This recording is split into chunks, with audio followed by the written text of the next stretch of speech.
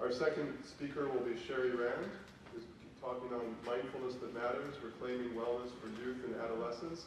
And she's really been the lead figure behind a very exciting program in South Burlington, where she was an assistant principal at the Frederick Tuttle Middle School. And she has been the program administrator for the South Burlington School District Wellness and Resilience Program, as well as a co-contributor to the recently published Mindfulness in Public Schools, Building Wellness and Resilience in Our Children. And she's currently serving as the kind of outreach person who's promoting this and facilitating the broad interest around the nation in what they've been doing in South Burlington, where they've been basically taking an entire school district and using mindfulness and other contemplative practices to try to help educate these teachers so that they can begin to integrate these into their teaching overall. She holds a master's degree in counseling from the University of Vermont and has worked extensively with students in K through 8 over the last 2 decades. She's also developed a mindfulness-based exploratory program entitled MAPSS, which I assume is MAPS, Mastering Academic, Personal, and Social Skills for grade 6 students. So please join me in welcoming Sherry Rand.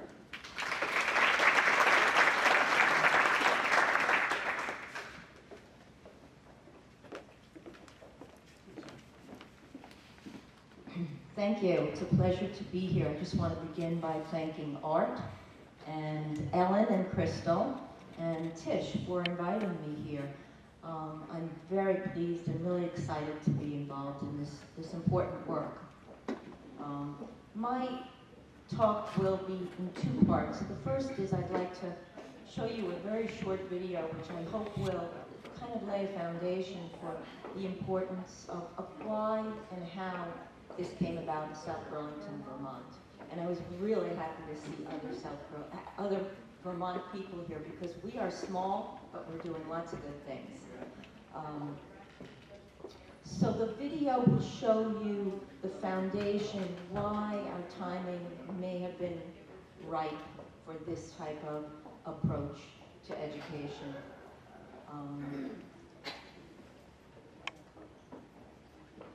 There's no sound, it's mostly quotes. Takes about 5 minutes, I'd like you to watch it.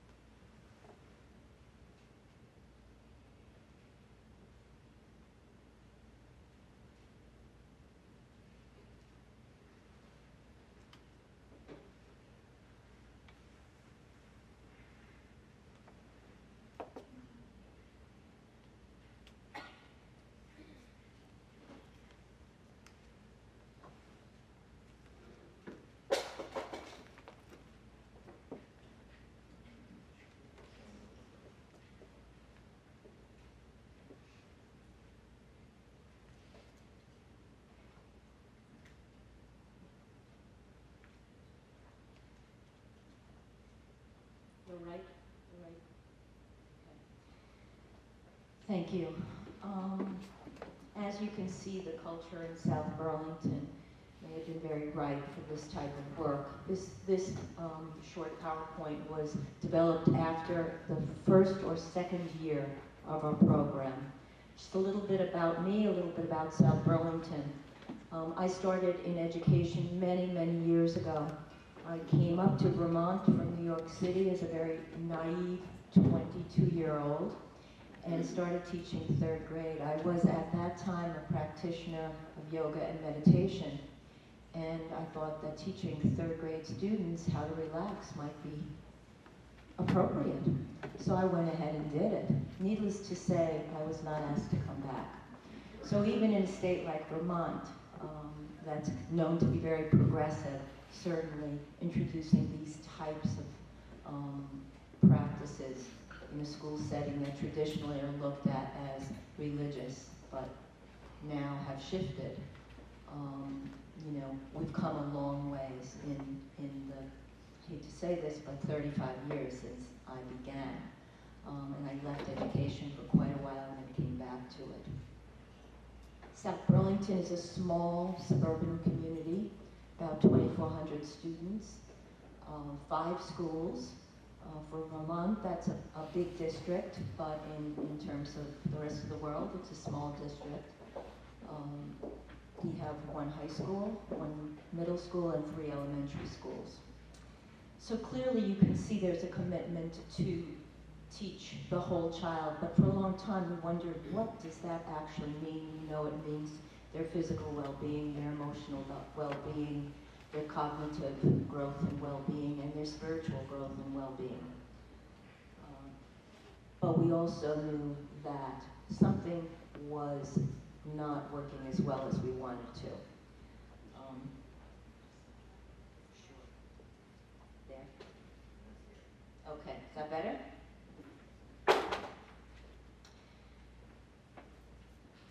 We knew intuitively as educators that we wanted to teach the whole child.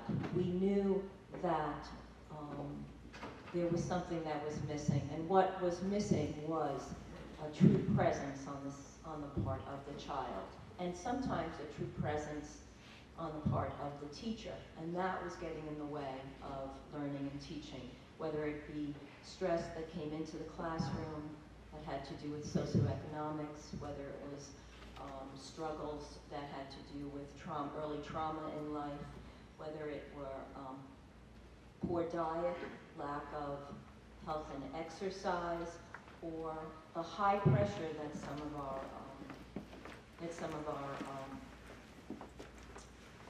families put on students to, you know, at the higher end of the spectrum in order to really excel and really work the best that they could to get into great colleges. So we knew that there was a lot of stress and we needed to do something about it. We also began to see that we had a lot of new evidence, whether it be in brain research, whether it be in learning that there was flexibility, that that there was the capacity to change the brain. We really called upon a lot of research that was done in our desire to find something for our students and for our teachers that would provide them a better opportunity to learn and to teach. So we had a few of our teachers in about 2008. They participated in a university class called The Heart of Education. And out of that, we became involved with Linda Lantieri, teacher and researcher out of New York City, whose program was mentioned earlier, Inner Resilience.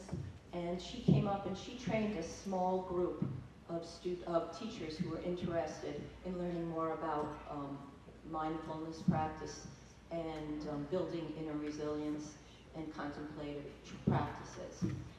From there, we decided we really wanted to create our own program and really serve the needs of our community. And we wanted something that was really going to focus on teachers, first and foremost.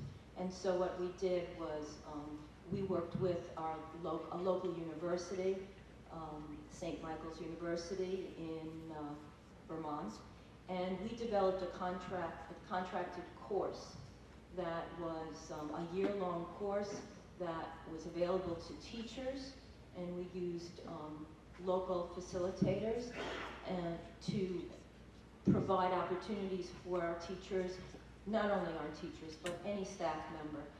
Over the last 6 years, we've trained 150 of our staff members. They could be custodians, food service workers, bus drivers, classroom teachers, administrators, central office people, support staff. Anyone and everyone was invited to participate in this program. We were fortunate enough to have some private funds to begin with to pay our facilitators, and our school district supported our program by allowing our staff members to use their professional development funds. So they would, if they were interested in taking this year-long program, they could use their professional development money, and they could use the recertification credit or the licensing credit. And that helped to support our program.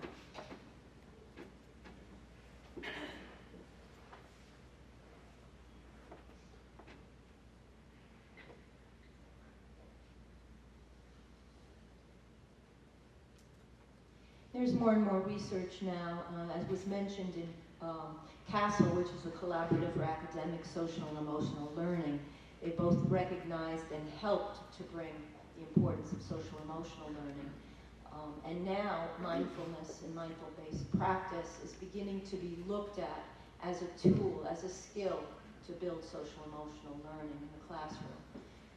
CASEL recently did a survey with teachers across the country, and overwhelmingly they are beginning to really see the importance of discreetly teaching social and emotional skills, and that mindfulness is a tool to help develop that. We really are looking to give students, ultimately, through training our staff, the opportunity to learn strategies that will help them self-regulate, help them be focused, help them truly be present, and to not only be available for learning in the classroom, but certainly be willing and able to learn outside the classroom. It was really important that this came at a time when our school board of directors had developed what we call an ENDS policy, and that ENDS policy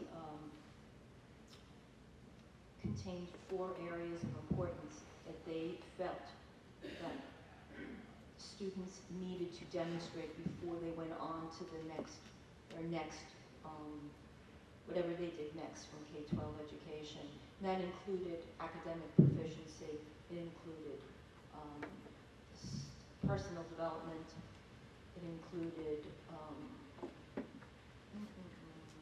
global citizenship, and the 4th area was personal development. And they did not prioritize that. So we were able to really, really emphasize that all of these things are equally important and really needed to be addressed in a school setting. The program itself, as I mentioned, is a year-long program. We focus on the adults because we really believe that learning theory, social learning theory, tells us that you need to model what you teach. We really believed that our adults should have this practice, should experience the benefits of it before they, and that we wanted them to feel comfortable in the classroom, bringing strategies of mindfulness into the classroom. We provided them with a year-long training. We ongoingly provide them with resources. We bring people in from outside, and we do coaching in the classroom as well until they feel comfortable enough to provide activities in the classroom. We don't use any one particular curriculum. We really give the teacher a lot of autonomy, but certainly we use the curriculum that Tish mentioned in the elementary school. They're used in MindUp, as well as some homemade curriculum. There's just a wealth of information out on the internet, At the middle school, we have 2 programs. Every student participates in what's called MAPS, that was mentioned, and it introduces them to mindfulness, and it really teaches them about brain research behind the idea of living mindfully, whether it be eating, walking. We're very, very, very conscious of being secular. That probably is the most important thing, and we really have been very clear with different audiences. We pick and choose our vocabulary very carefully. So we don't use the word yoga, we use mindful movement. We don't use the word meditation, but we might use mindful breathing. And that seems to have been really well received. We have a parent component that also lasts the whole year, and it mirrors what the teachers are learning, so that, really kids take things home and parents have some knowledge base about what they're talking about. As I said, so far, 150 of our teachers have been trained, and we've gotten requests all across the country for people who are interested in, at some level, replicating what we've done. We've done 2 things to sustain our program. One is that in the 4th year of our program, we developed a training of trainers program. We really felt that financially, we really needed to internalize things and keep as much as possible internal. So we found 9 teachers who were interested in deepening their practice and really supporting their colleagues. And that's been very successful. The other thing that we've done in the last 2 years that was mentioned is that we developed a manual, most of all to document what we have learned and how we've gone about doing it as a resource to other school districts if they would like to pursue something like this. The manual has a wealth of information in it around activities that can be done K-12, all different levels. In 7th grade, we have used Patricia Broderick's Learn to Breathe curriculum. We were lucky enough to get 10 lessons out of social studies, science, and PE classes. So every 7th grader has a 10-week introduction and goes through the Learn to Breathe curriculum. We have not completely institutionalized the program yet. We're in the process of taking a look at what actually is happening in classrooms, but we have started a K-1 program. We've developed our own 8-week program, and the goal would be to introduce and bring that